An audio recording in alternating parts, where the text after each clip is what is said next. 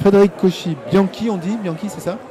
Vous êtes en fait la petite main ou la fille de la maison d'Ecritech 7.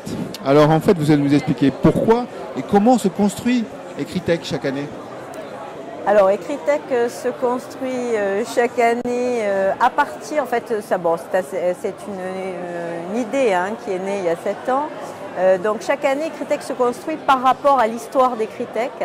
C'est-à-dire qu'on essaye d'aller la marche au-dessus, je dirais, un peu plus loin, le palier d'après, par rapport à l'état de la réflexion qu'il nous a laissé en fin de deuxième journée. Donc effectivement, je suis la petite main, c'est-à-dire que je m'occupe d'animer, de coordonner le comité scientifique d'Ecritech, qui est constitué d'inspecteurs généraux, de chercheurs et de représentants de l'académie. Et on réfléchit ensemble, on s'y remet dès le mois de juillet en règle générale. Et puis on a différentes réunions pour penser ensemble quels nouveaux thèmes, quelles nouvelles pistes, quelles nouvelles problématiques. Alors le thème de cette année, c'est pratique d'écriture nouvelle et plurielle. Est-ce qu'on peut décortiquer un petit peu ce thème? Oui.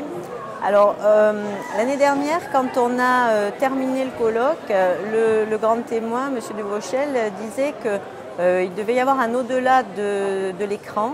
Et on avait été frappé pendant les 2 journées de cette présence finalement, de cette conscience que nous ont permis les différentes interventions, de la diffusion et finalement de l'édition. Aujourd'hui, les enfants écrivent pour être lus.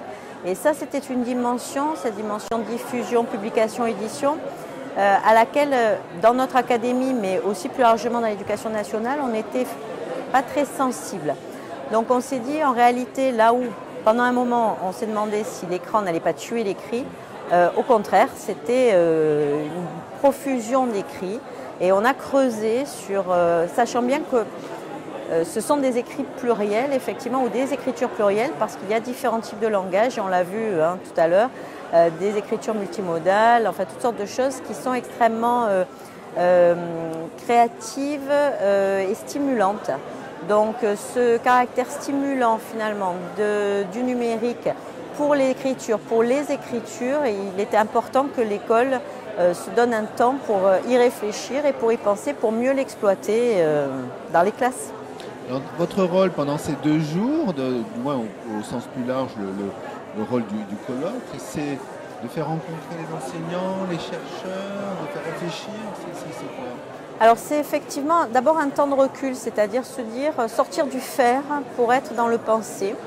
Et là finalement pendant 2 jours, les enseignants ou pendant une journée selon leur disponibilité sortent, se rencontrent, échangent, rencontrent des chercheurs, entendent des spécialistes.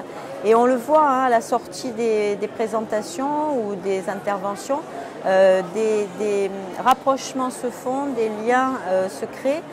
Et ça incrémente, je dirais, la réflexion des enseignants. On voit tous les ans, à distance du colloque, se développer des initiatives, des expérimentations. Les enseignants sont à la fois ont envie, par ce qu'ils voient des expériences qui sont présentées ici, ils ont envie et ils se sentent rassurés et fondés par la recherche.